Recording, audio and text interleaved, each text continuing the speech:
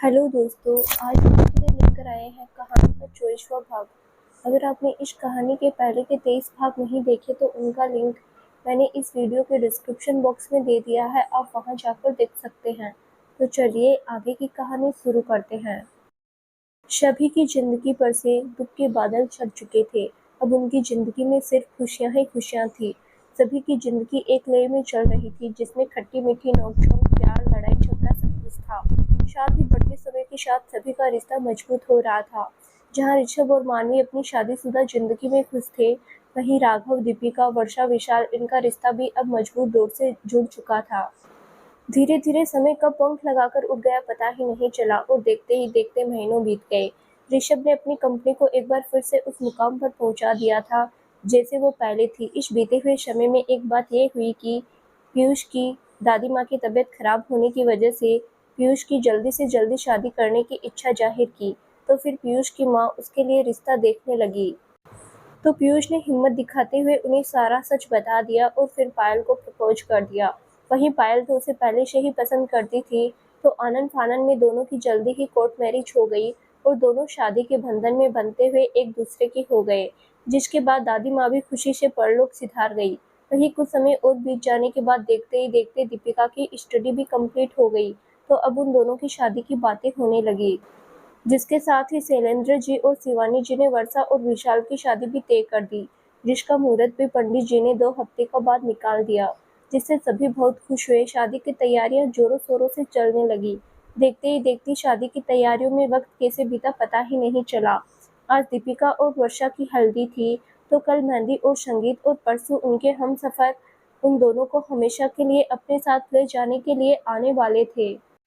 दोनों ही अपनी शादी को और उसके बाद अपने आगे आने वाली जिंदगी को लेकर बहुत खुश थे। हल्दी का प्रोग्राम बाहर गार्डन में रखा गया था, जिसमें दोनों की हल्दी होनी थी।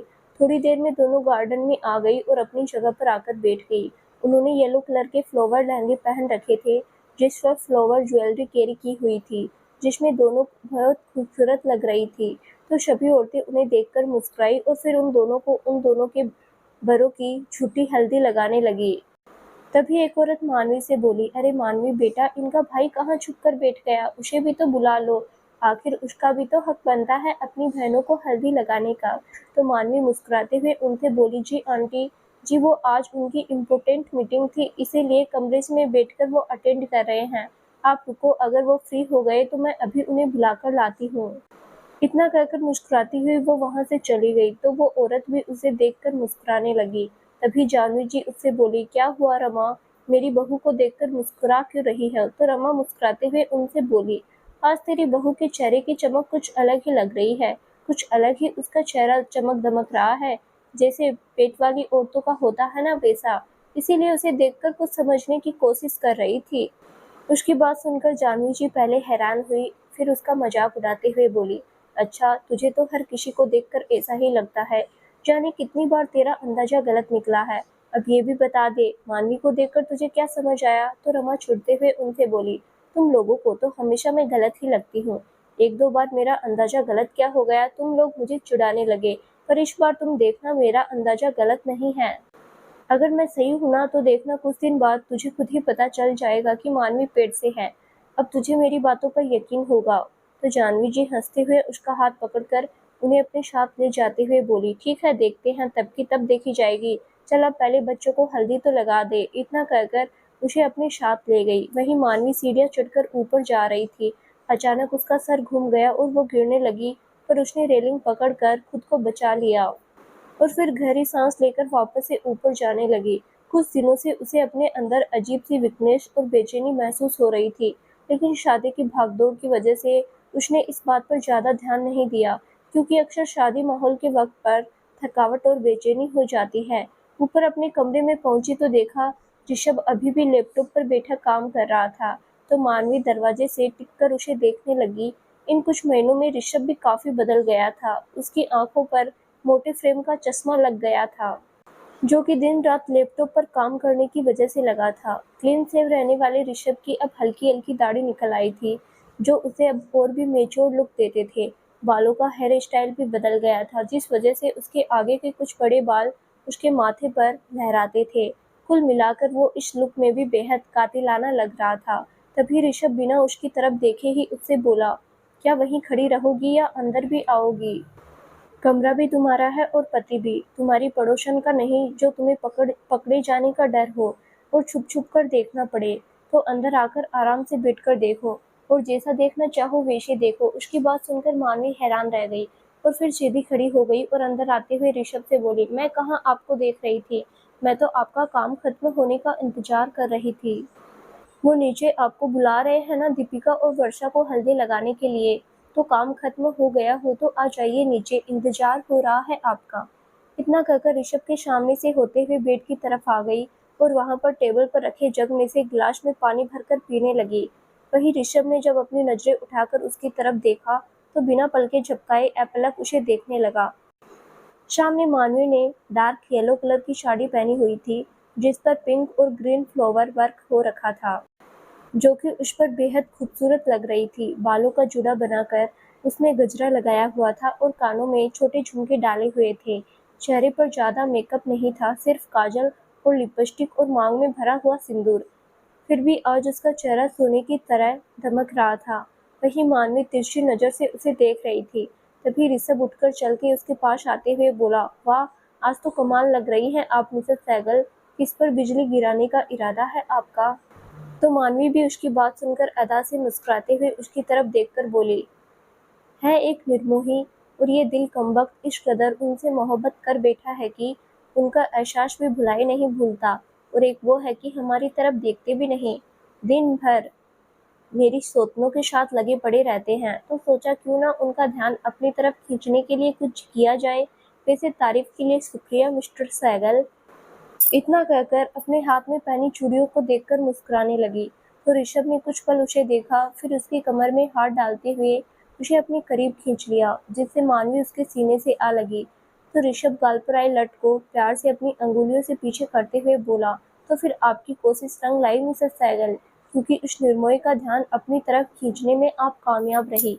इतना कहकर अपने अंगूठे से उसके होठों पर लगी लिपस्टिक को साफ करने लगा। तो मानवी उसे रोकते हुए उससे बोली, ये क्या कर रहे हैं आप, मेरी सारी लिपस्टिक खराब कर दी। तो ऋषभ उसके होठों पर झुकते हुए धीमी मगर गहरी आवाज में बोला, क्योंकि मुझे तुम्हारे होठों पर इतनी डार्क लिपस्टिक पसंद नहीं। इतना कहकर उसके होठों पर अपने होठ रख दिए। तो मानवी भी उसके एहसास में खोकर रह गई और उसने अपनी आंखें बंद करते हुए अपनी पकड़ ऋषभ की शर्ट पर कस दी। तभी नीचे से जानवी जी की आवाज आने लगी, जो उन्हें नीचे आने के लिए आवाज दे रही थी, जिसे सुन मानवी ने झटके से ऋषभ को खुद से दूर किया और उस पर गुस्सा करते हुए बोली, आप भी ना ऋषभ जी कहीं भी शुरू हो जाते हैं, ना टाइम देखते हैं ना जगह। मैं यहाँ आपको नीचे हल्दी के लिए बुलाने आई थी, लेकिन आपने मुझे भी अपनी बातों में उलझा दिया। अब चलिए नीचे, वरना अब तक माँ बुला रही है। अगर अब नीचे नहीं पहुँचेंगे तो डांट पड़ेगी, चलिए जल्दी। इतना कहकर उसका हाथ पकड़कर खींचते हुए उसे ले गई। वहीं ऋषभ मुस्कुराते हुए उसके पीछे चल रहा था। दोनों नीचे गार्डन में सभी के बीच आ गए। तो मानवी भी सभी औरतों में जाकर शामिल हो गई, जो मंगल गीत गा रही थी, साथ ही नाच गाना कर रही थी। तो वहीं ऋषभ ने जाकर पहले वर्षा को हल्दी लगाई, फिर दीपिका को लगाने लगा। दोनों को हल्दी लगाते हुए उसकी आंखें नम हो गई थी और वो अपनी बहनों की आंखों में आंसू नहीं चाहता था, इसीलिए बड़ी सफाई से अपनी आंखों की नमी छुपा ली। वो जैसे ही वहां से उठने लगा कि तभी शिवम जी उसे आवाज दी। तो वो उनकी तरफ चला गया। शिवम जी, जो अभी तक फोन पर बात कर रहे थे, उन्होंने फोन काटा, फिर कुछ पल ऋषभ की तरफ देखते रहे, फिर उससे बोले, ऋषभ कहाँ था सुबह से तू? तुझे पता है घर में कितना काम है और तू पता नहीं कहाँ गायब है। देख बेटा, ऑफिस का जो भी काम है वो बाद में भी हो सकता है, इस वक्त शादी जरूरी है, इसीलिए ऑफिस के काम की जगह शादी के कामों में ध्यान दे। बचे हुए वक्त को अपनी बहन के साथ बिता, क्योंकि ये वक्त वापस लौट कर नहीं आते। तेरा ऑफिस का काम तो बाद में भी हो जाएगा, समझा ना? तो ऋषभ उनकी बात पर हामी सिर हिलाते हुए बोला, सॉरी पापा, वो आज एक इम्पोर्टेंट मीटिंग थी, बस उसी में बिजी था। बट आप फिक्र मत करो, अब से 2-3 दिन कोई काम ऑफिस का नहीं होगा। तो शिवम जी उसकी बात पर हामी सिर हिलाते हुए उससे बोले, ठीक है, यही सही रहेगा। फिर उसकी तरफ कदम बढ़ाकर उसके होठों के पास लगी लिपस्टिक को अपने हाथ से साफ करते हुए उससे बोले, वैसे देख रहा हूँ कि कितनी इम्पोर्टेंट मीटिंग चल रही थी, जिसकी वजह से साहबजादे को नीचे आने का वक्त ही नहीं मिला। उनकी बात सुनकर ऋषभ झेप गया। तो शिवम जी मुस्कुराते हुए बोले, ना ना, शर्मा मत, जब हम भी तेरी उम्र के थे ना, तब हमारी भी ऐसी ही और इतनी ही जरूरी मीटिंग चलती थी। उनकी बात पर ऋषभ से कुछ बोलते ही नहीं बना, इसीलिए वो जल्दी से हाथ में पकड़े फोन को कान में लगाते हुए बोला, हाँ हेलो, ओके अभी आया। इतना कहकर बहाना बनाते हुए शिवम जी से बोला, पापा वो जरूरी कॉल है, मैं अभी आया। इतना कहकर जल्दी से वहां से चला गया। वहीं शिवम जी मुस्कुराते हुए खुद से बोले, पहली बार बिना रिंग किए फोन आते हुए देख रहा हूँ। सही है बच्चे, बाप से होशियारी। इतना कहकर मुस्कुराते हुए दूसरी तरफ चले गए। वहीं ऋषभ शिवम जी के सवालों से बचकर दूसरी तरफ आ गया और खुद से ही बोला, थैंक गॉड आज तो पापा के सवालों से बच गया, वरना पता नहीं आज पापा कैसे अटपटे सवाल पूछते। कहते हुए उसकी नज़र सामने सभी औरतों के बीच नाच रही मानवी पर गई तो वो अपने सीने पर हाथ बांधकर मुस्कुराकर उसे देखने लगा। तभी एक औरत की नज़र ऋषभ पर पड़ी तो वो मुस्कुराते हुए मानवी से बोली, मानवी देख तो ऋषभ तुझे देख रहा है, लगता है अभी भी तुम दोनों का प्यार वैसा का वैसा ही है और बढ़ते वक्त के साथ और गहरा ही हो रहा है। उनकी बात पर मानवी मुस्कुराकर रह गई। हल्दी हो जाने के बाद सभी अंदर आ गए, फिर खाना खाकर अपने घर चले गए। अगले दिन पूरा दिन यूं ही हंसते मुस्कुराते बीत गया। शाम को वर्षा और दीपिका को मेहंदी लग गई, जिसके साथ ही सभी लेडीज ने भी अपने हाथों में मेहंदी लगवा ली। अब दिक्कत थी खाना खाने की, तो वो उनके हस्बैंड ने सॉल्व कर दी और अपनी बीवियों को अपने हाथ से खाना खिला दिया। ऋषभ जो पहले मानवी को खाना खिलाने जा रहा था, लेकिन तभी उसे वर्षा और दीपिका के खामोश बैठे हुए देखा, जिनके चेहरे लटके हुए थे, जिससे साफ पता चल रहा था कि उन्हें जोरों की भूख लगी है। तो ऋषभ ने पहले दोनों के लिए प्लेट में खाना लिया और उन दोनों की तरफ चला गया। ऋषभ को अपनी तरफ आता देख वो भी खाने की प्लेट लिए तो दोनों की ही आंखों में चमक आ गई। ऋषभ ने उनके पास आकर पहले उन्हें खाना खिलाया, फिर खाने की एक प्लेट और लगाकर अपने कमरे की ओर बढ़ गया। वो कमरे में पहुंचा तो उसे मानवी कहीं दिखाई नहीं दी। तभी बाथरूम का दरवाजा खुला और मानवी बाहर आई। उसका चेहरा उतरा हुआ था और चेहरे पर थकावट साफ दिख रही थी। ऋषभ खाने की प्लेट वहीं टेबल पर उसके पास रख दिया और चिंता करते हुए उससे बोला, मानवी ठीक हो तुम, क्या हुआ तुम्हें? तो मानवी उसे रिलैक्स करने के लिए हल्के से मुस्कुराते हुए उससे बोली, आप चिंता मत कीजिए ऋषभ जी, मैं बिल्कुल ठीक हूँ।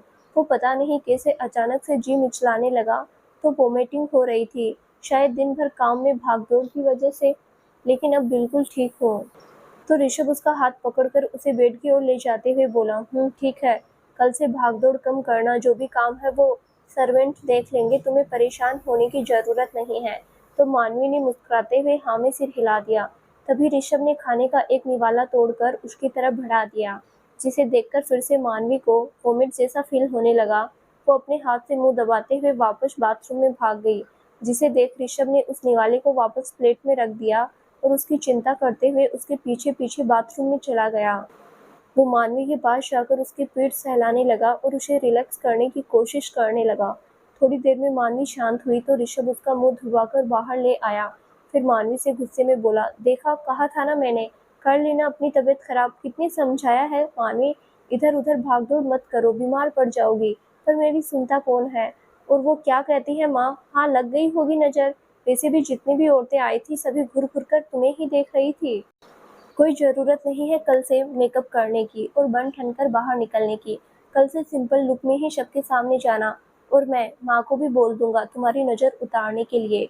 ऋषभ गुस्से में बोले जा रहा था और मानवी चुपचाप सर झुकाकर छोटे बच्चे की तरह उसकी डांट सुन रही थी। जब डांट कर ऋषभ का मन भर आया तब वो शांत हुआ, फिर मानवी की तरफ खाना बढ़ाया तो मानवी उसे रोकते हुए उससे बोली, देखो, जितना डांटना है आपको डांट लो, थप्पड़ मारना है मार लो, पर इस खाने की प्लेट को मुझसे दूर रखो, इसे देखकर मुझे अजीब सा फील हो रहा है, मुझसे नहीं खाया जाएगा ये।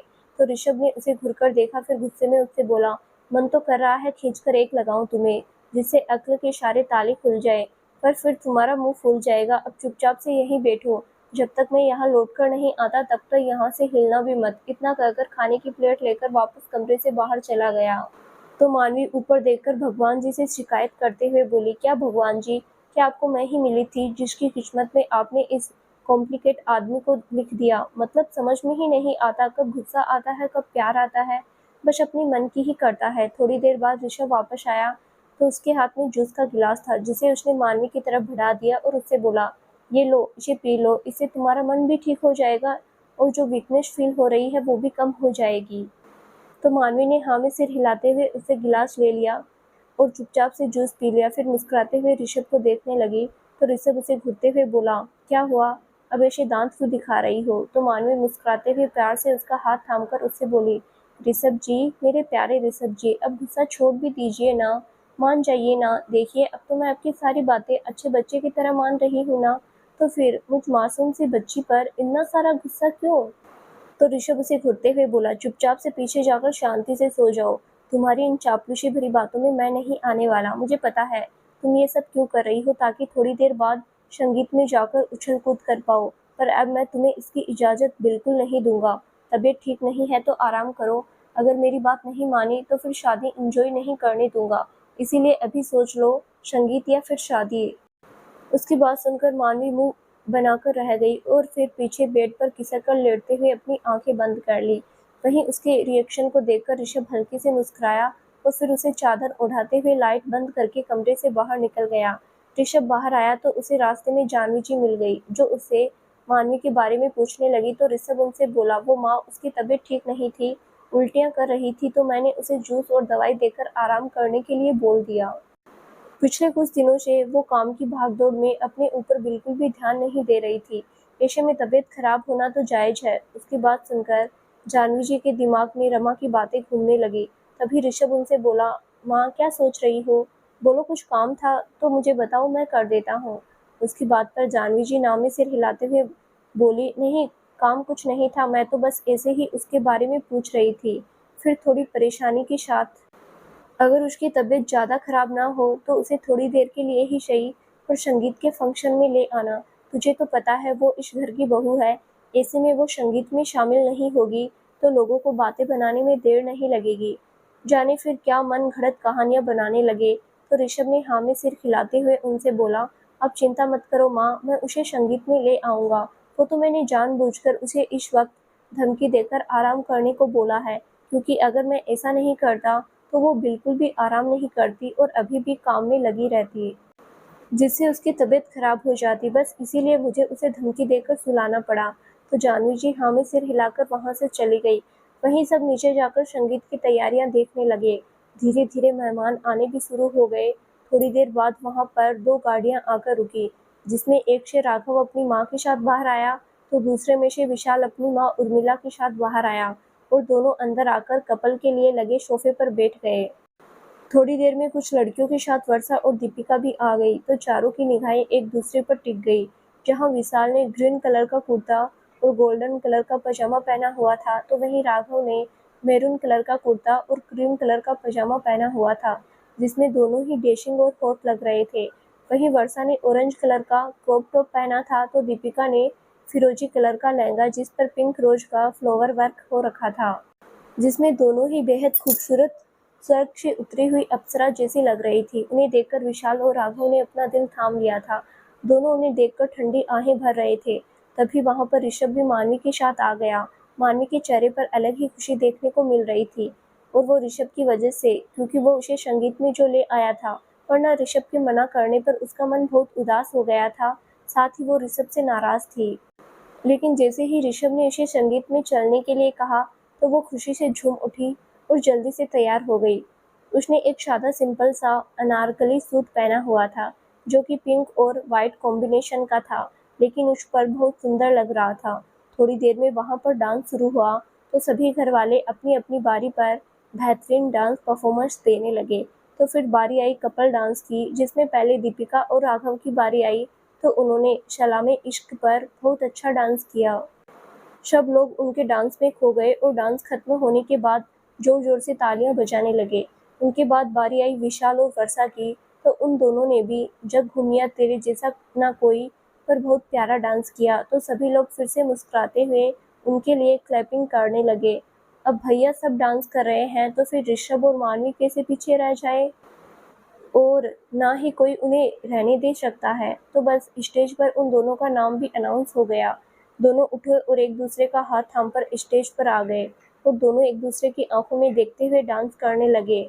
मुस्कुराने की वजह तुम हो, गुनगुनाने की वजह तुम हो, जिया जाए ना जाए रे।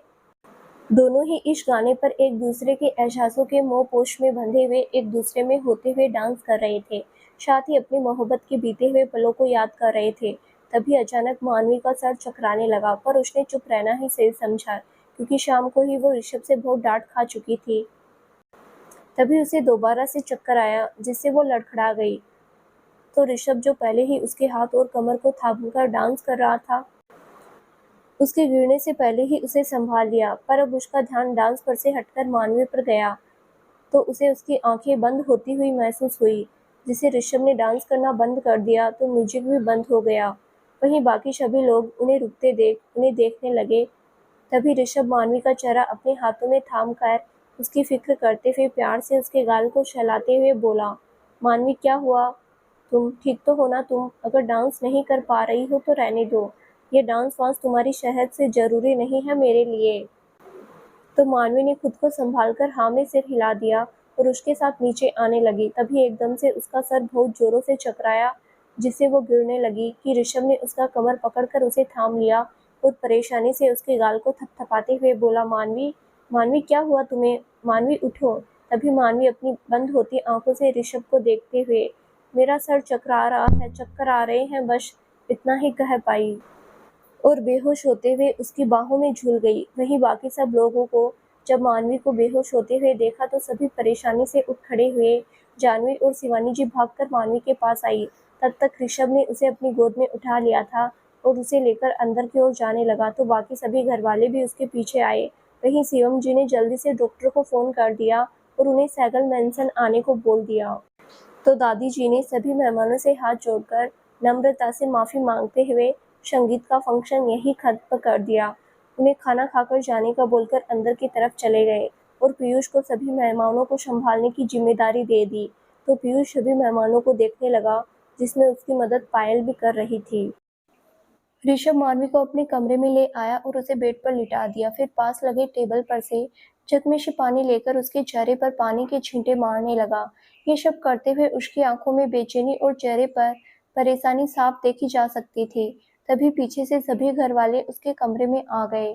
जानवी जी और शिवानी जी बेड पर आकर मानवी के पास बैठ गई और उसके हाथ पांव फैलाने लगी।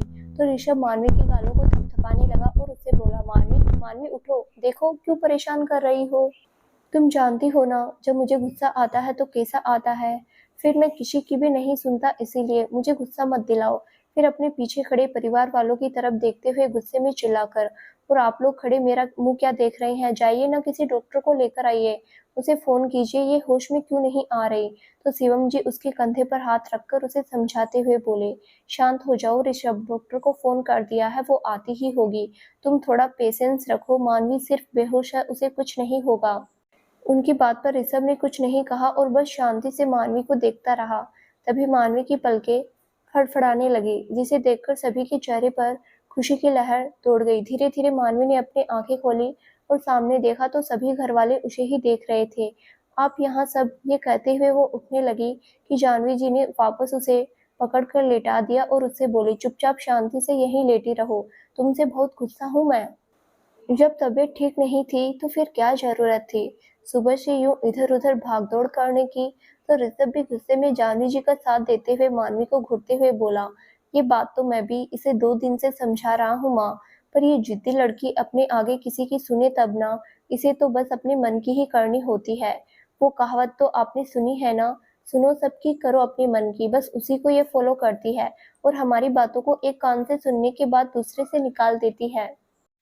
ऋषभ बाहर जाने के लिए ना नुकुर कर रहा था, पर विशाल ने उसे खींचते हुए बाहर लेकर चला गया और डॉक्टर ने अंदर से दरवाजा बंद करवा दिया। बाहर आकर ऋषभ कॉरिडोर में खड़ा हो गया और गुस्से से विशाल को घूरता रहा, जिसे विशाल को डर भी लग रहा था और उसे हंसी भी आ रही थी। वहीं अंदर मानवी का चेकअप चल रहा था। थोड़ी देर बाद अचानक ही अंदर से वर्षा और दीपिका के चीखने की जोरों की आवाज आई, जिसे सुनकर बाहर खड़े सभी लोग घबरा गए और एक दूसरे की तरफ देखने लगे। ऋषभ घबराते हुए जल्दी से दरवाजे पर आया और उसे बाहर से पीटते हुए बोला, वर्षा, दीपू, क्या हो रहा है अंदर? दरवाजा खोलो, तुम लोग चीख क्यों रही हो? और मानवी को हुआ क्या है? वो ठीक तो है ना? मैंने कहा दरवाजा खोलो। तभी जानवी जी ने आकर दरवाजा खोल दिया। वो ऋषभ से कुछ कहने ही वाली थी कि ऋषभ उन्हें इग्नोर कर सीधे कमरे में दाखिल हुआ, जिससे जानवी जी उसे देखती ही रह गई। फिर वो बाहर आकर शिवम जी के पास खड़ी हो गई, जो कि परेशान दिखाई दे रहे थे। वो समझ गई कि शिवम जी मानवी के लिए ही परेशान है, इसीलिए उन्होंने उन्हें झुकने को कहा। जैसे ही वो झुके तो जानवी जी ने उन्हें कान में कुछ बताने लगी, जिसे सुनकर शिवम जी की आंखों में चमक और चेहरे पर बड़ी सी मुस्कुराहट आ गई। उन्हें इस तरह देखकर दादाजी जो परेशान खड़े थे वो गुस्से में शिवम जी से बोले, अरे कोई मुझे भी तो बताओ कि ऐसा भी क्या हो गया जो सभी के सड़े हुए चेहरे पर मुस्कुराहट आ रही है।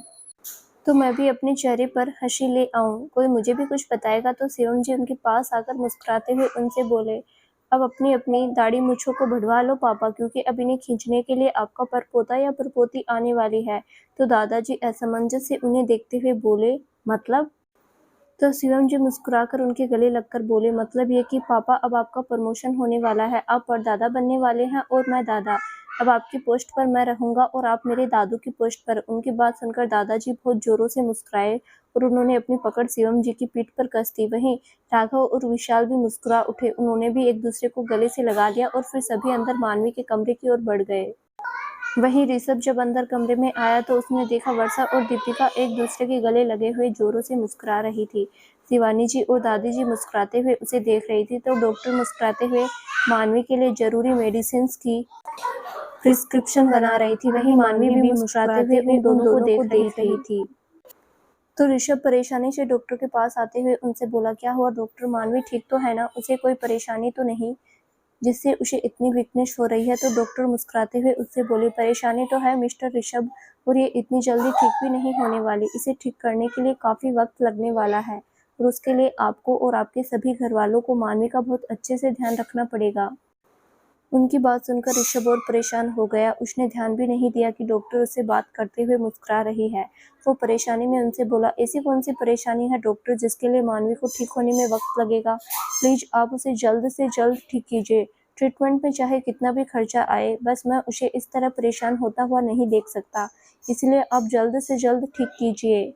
उसकी बात पर डॉक्टर मुस्कुराते हुए बोली, पर मिस्टर सैगल ऐसा कैसे हो सकता है? आपकी बीवी को जो हुआ है उसे ठीक होने में उतना ही वक्त लगेगा जितना नॉर्मली लगता है। वक्त से पहले उसे ठीक करना तो किसी डॉक्टर के हाथ में नहीं, डॉक्टर छोड़ो किसी के हाथ में नहीं है, खुद आपकी बीवी के भी नहीं।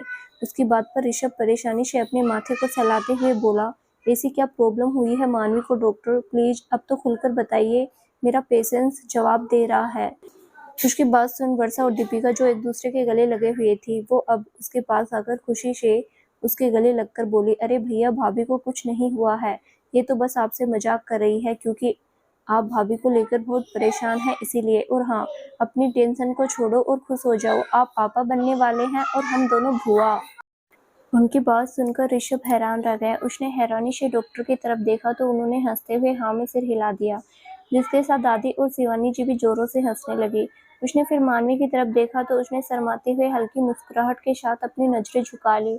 वहीं ऋषभ का दिल इस वक्त नए जगे हुए एहसास की वजह से जोरों से धड़क रहा था, जो एहसास उसे पापा के शब्द सुनकर हुए थे।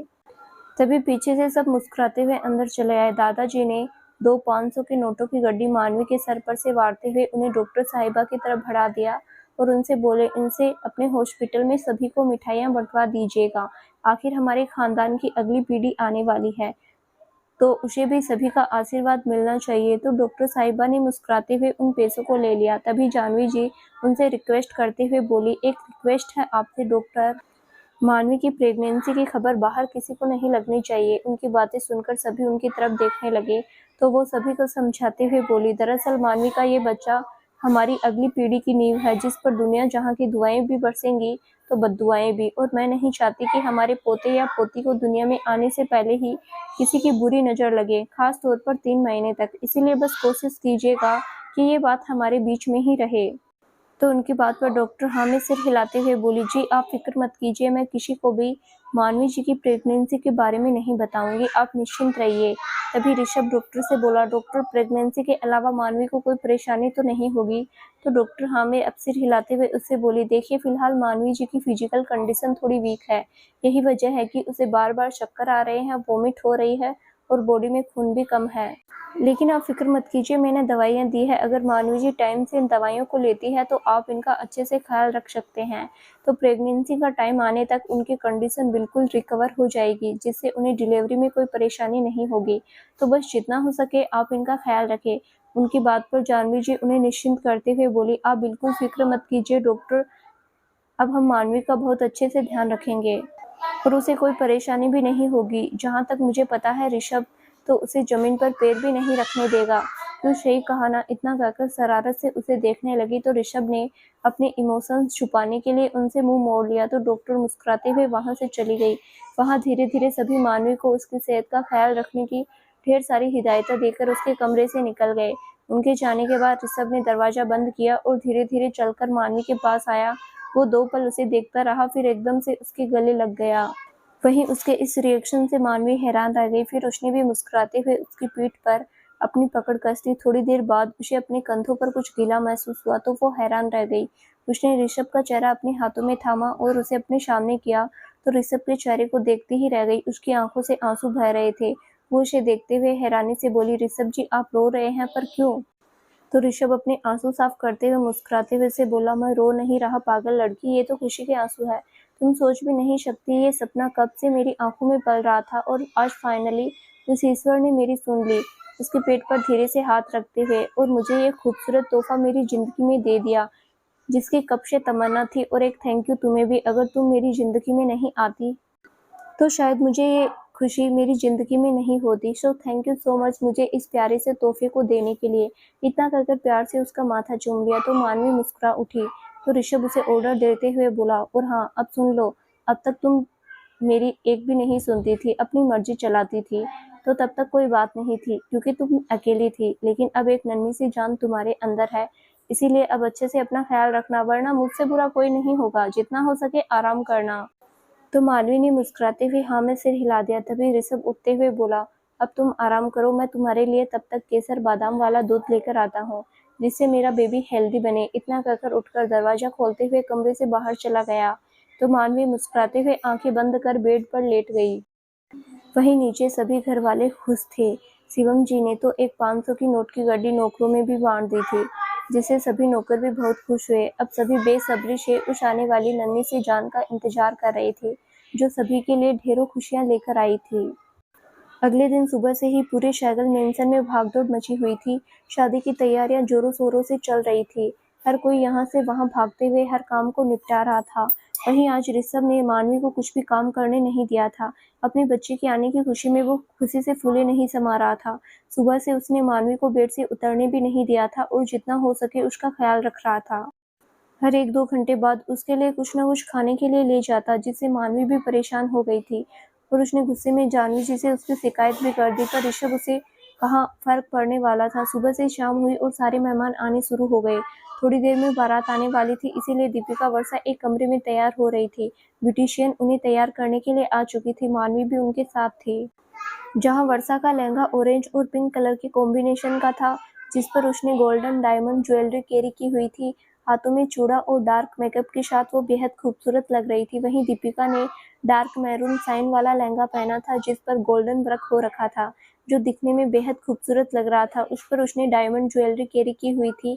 हाथों में चूड़ा पहना हुआ था, जिसमें बजने वाले पायल वाले घुंघरू लगे हुए थे। साथ ही उसकी स्मोकी आईज और डार्क मैरून सेट लिपस्टिक उसके लुक को बेहद खूबसूरत दिखा रही थी। कुल मिलाकर दोनों बेहद खूबसूरत लग रही थी, जिससे आज उनके दुल्हों के दिल पर बिजलियां गिरने वाली थी। वहीं मानवी ने ट्रिपल कलर के कॉम्बिनेशन का लहंगा पहना हुआ था, जिसका लहंगा येलो, चोली स्काई ब्लू और दुपट्टा हल्का पिंक था। कानों में बड़े बड़े झुमके और लाइट मेकअप, जिसमें वो काफी अच्छी लग रही थी। ऋषभ ने उसे ज्यादा मेकअप करने ही नहीं दिया था, क्योंकि वो नहीं चाहता था कि लोगों की नजर उस पर ठहरे, जिससे उसे नजर लगे और उसकी तबीयत खराब हो। जिस वजह से बेचारी मानवी मन महसूस कर रह गई, पर इसमें वो ये भी नहीं झुठला सकती थी कि इस लुक में वो कितना कंफर्टेबल महसूस कर रही थी, क्योंकि अगर हेवी लहंगा और उसके ऊपर ज्वेलरी भी हेवी हो जाती तो शायद उसे घुटन होने लगती, क्योंकि अक्सर प्रेगनेंसी में घुटन और घबराहट जल्दी हो जाती है। और इसी बात का रिस्क ऋषभ नहीं लेना चाहता था। वो नहीं चाहता था कि उसकी तबीयत खराब हो। इसी बात को समझकर मानवी ने भी उसे ज्यादा परेशान नहीं किया। वहीं ऋषभ ने स्काई ब्लू कुर्ता और नीचे सफेद पैजामा पहना था। हाथ में घड़ी और सेट किए हुए बाल, जिसमें उसकी पर्सनैलिटी बेहद अट्रैक्टिव लग रही थी। थोड़ी देर बाद बैंड बाजे के साथ धूमधाम से गाने बजाते हुए दोनों दुल्हनों की बारात आ गई। राघव और विशाल चलकर द्वार पर आए तो सभी लड़कियां उन्हें देखती ही रह गई। जहां राघव ने गोल्डन शेरवानी पहनी हुई थी, जिस पर गले से लेकर मैरून वर्क हो रहा था, तो वहीं विशाल ने व्हाइट शेरवानी पहनी हुई थी, जिस पर गले से लेकर गोल्डन वर्क हो रहा था। सर पर पगड़ी बांधे और हाथों में बड़ी तलवार लिए दोनों किसी शाही राजकुमार से कम नहीं लग रहे थे, जिसे लड़कियां दीपिका और वर्षा की किस्मत से रश्क करने लगी थी। शैलेंद्र जी और शिवम जी दोनों वर पूजा के लिए द्वार पर आए और वहां पर रखी चौक पर बैठ गए, तो विशाल और राघव भी अपनी अपनी जगह पर बैठ गए। वर पूजा होने के बाद दोनों अंदर आए और स्टेज पर लगे कपल सोफे पर बैठ गए और दिल थामे अपनी दुल्हनों का बेसब्री से इंतजार करने लगे। तभी वहां की लाइट कम हो गई और दो फोकस लाइट एंट्रेंस पर हो गई। सभी लोग उस तरफ देखने लगे तो पीछे कुछ लड़कियां दीपिका और वर्षा को पकड़ते हुए धीरे धीरे स्टेज की तरफ होकर बढ़ रही थी। दोनों की नजरें झुकी हुई थी और होठों पर हल्की मुस्कुराहट। वहीं उनके दूल्हे का तो उन्हें देखकर हाल बेहाल हो रखा था। दोनों का भी दिल अपनी वाली को देखकर बेतहासा धड़कने लगा था। जैसे ही दोनों स्टेज के पास पहुंचे तो विशाल और राघव ने अपना हाथ उनकी तरफ बढ़ा दिया। दोनों ने अपनी नजरें उठाकर सामने देखा तो राघव और विशाल आंखों में बेइंतहा प्यार लिए उनका हाथ थामने के लिए तैयार थे और दोनों ने अपनी नजरें झुका ली और उनकी मुस्कुराहट के साथ अपना हाथ आगे बढ़ाकर उनका हाथ थाम लिया और धीरे से ऊपर स्टेज पर चढ़ गई। वहीं नीचे खड़ी मानवी मुस्कुराते हुए उन्हें देख रही थी कि तभी ऋषभ हाथ में जूस का गिलास लिए हुए उसके पास आया और उसे देखकर मानवी जल्दी से वहां से जाने लगी कि ऋषभ ने उसका हाथ पकड़ लिया और उसके हाथ में जूस का गिलास थमा दिया, जिसे देखकर मानवी मुंह बनाते हुए उसे देखने लगी तो ऋषभ उसे घूरते हुए बोला, क्या मुझे मत घूरो, इसे पियो। तुम्हें क्या लगा 2 घंटों से तुम वर्षा दीपिका के साथ थी तो मुझे तुम्हारे बारे में कुछ पता नहीं था कि तुम क्या कर रही हो और क्या नहीं। मुझे सब पता है। उस वक्त ना तो तुमने अपनी दवाई ली ना ही कुछ खाया, जबकि डॉक्टर ने साफ कहा था कि तुम्हें हर 2 घंटे बाद कुछ न कुछ खाते रहना है जिससे तुम्हारा बीपी डाउन ना हो, पर तुम किसी की सुनती कहाँ हो। अब चुपचाप से इसे पियो। तो मानवी ने मुंह बनाते हुए उस जूस को पी लिया और सामने दीपिका, राघव, वर्षा, विशाल को देखने लगी। वहीं कुछ लड़कियां हाथों में वरमाला लिए उनके पास आकर खड़ी हो गई। तो पहले दीपिका और वर्षा ने राघव और विशाल को माला पहनाई। वर्षा की हाइट ठीक थी तो उसे विशाल को माला पहनाने में कोई प्रॉब्लम नहीं हुई। वहीं राघव की हाइट दीपिका से थोड़ी ज्यादा थी तो उसने नजरों से राघव को झुकने का इशारा किया। पहले तो राघव जानबूझकर थोड़ा तन के खड़ा हो गया, लेकिन जब दीपिका ने आंखों से उसे घूरकर देखा तो वो मुस्कुराते हुए अपने घुटनों के बल बैठ गया और अपना सर झुका लिया, जिसे देखकर दीपिका शर्मा गई और उसने मुस्कुराते हुए उसे माला पहना दी, जिस पर सब लोग जोर जोर से हुंटिंग करते हुए तालियां बजाने लगे। उसके बाद राघव और विशाल ने भी उन दोनों को माला पहनाई तो फिर से एक बार तालियां बजने लगी। उसके बाद दोनों जोड़े अपनी अपनी जगह पर बैठ गए और फोटो सेशन शुरू हो गया। थोड़े समय बाद सभी लोग खाना खाने के लिए चले गए तो दुल्हनें चेंज करने के लिए चली गई। थोड़ी देर बाद विशाल और राघव अपने अपने मंडप में बैठे हुए थे। तभी वहां पर पीली भंवरी साड़ी पहने हुए दीपिका और वर्षा आ गई और अपनी अपनी जगह पर बैठ गई, जिसके बाद शादी की रस्में शुरू हो गई। घराती रात के साथ शादी की सभी रस्में होने लगी। कन्यादान, सिंदूरदान, मंगलसूत्र, फेरे, धीरे धीरे कर सभी रस्में संपन्न हो गई और दोनों ही जोड़े विवाह के पवित्र बंधन में बंध गए और जीवन भर के लिए एक दूसरे के हो गए, उनके हमराई जीवन साथी बनकर। जिसके बाद दोनों जोड़ों ने अपने बड़ों का आशीर्वाद लिया और फिर बारी आई विदाई की, जिसके बारे में सोचकर ही दीपिका और वर्षा साथ ही उनके परिवार वालों की आंखों से आंसू बहने लगे। पर जब बेटी का कन्यादान कर दिया तो उसे विदा तो करना ही है। यही सोचकर शिवम जी और शैलेंद्र जी ने, साथ ही जानवी जी और शिवानी जी ने उन्हें वापस से तैयार होने भेज दिया। जाते वक्त दीपिका और वर्षा की आंखों से आंसू नहीं रुक रहे थे, क्योंकि वो जानती थी ये बस कुछ ही पल है उनके पास जिन्हें वो अपने परिवार के साथ जी रही थी, क्योंकि इसके बाद वो हमेशा के लिए यहाँ से जाने वाली थी, जिसके बाद वो सभी के लिए पराई हो जाएगी। थोड़ी देर बाद में दोनों तैयार हो गई। वो दोनों अपनी माँओं के गले लग गई और फूट फूट कर रोने लगी। उन्हें इस तरह रोते देखकर सभी की आंखें नम हो गई। फिर दोनों मानवी के पास आई और उससे भी मिलकर रोने लगी।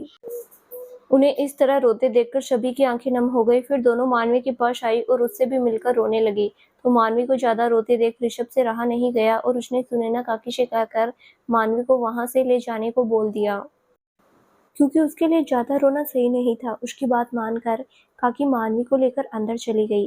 तभी वर्षा दीपिका ऋषभ के पास आई और कुछ पल उसे देखती रही, फिर एकदम से उसके गले लग गई। तो ऋषभ, जो अब तक खुद को मजबूत दिखा रहा था, उसके आंसू बह निकले। उसने दोनों को अपने गले से लगा लिया। वहीं वो दोनों पहले ही उससे लिपट कर रो रही थी, तो ऋषभ उसका सर सहलाते हुए उन्हें चुप करवाने लगा, पर उनके आंसू उसके खुद भी बह रहे थे कि दोनों उसे छुड़कर अपने पापा के पास आई और उनके गले लगकर रोने लगी। वहीं शैलेंद्र जी और शिवम जी उनका सर सहलाते हुए उन्हें चुप करवा रहे थे, पर दोनों उन्हें छोड़ नहीं रही थी। दोनों ने बड़ी मुश्किल से अपने जज्बातों को काबू किया और उन्हें गाड़ी में बैठाया। जिसके बाद दोनों ही अपने हमसफर के साथ अपनी मंजिल की ओर निकल गई। वहीं बाकी सब खाली आंखों से अपनी बेटियों को खुद से दूर जाते हुए देखते रह गए।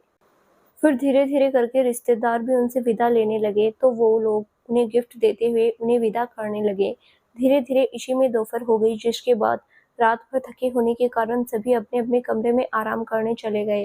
वहीं दूसरी तरफ से विशाल और वर्षा रहेजा मेंशन पहुंचे, तो विशाल की मां ने दोनों का स्वागत किया और उनकी आरती उतार कर उन्हें अंदर ले आई। फिर उसके बाद वर्षा के हाथों को छाप कर घर के मंदिर में लगवाई और उसे अपने जेठ जी की लड़की यानी उसकी ननद के साथ एक रूम में आराम करने के लिए भेज दिया। वहीं राघव अपने भाइयों के साथ दूसरे कमरे में चला गया, जहां वो लोग उसे मैरिज लाइफ के बारे में टिप्स देने लगे, साथ ही फर्स्ट नाइट के बारे में भी, जिन्हें राघव इतना सीरियस होकर सुन रहा था जैसे कि कल उसका एग्जाम हो और अगर इसमें वो फेल हो गया तो उसकी लाइफ खराब हो जाएगी। तो दोस्तों, आगे क्या होगा जानने के लिए इस कहानी का अगला भाग जरूर देखें, जो बहुत जल्द ही इस चैनल पर प्रसारित किया जाएगा। धन्यवाद।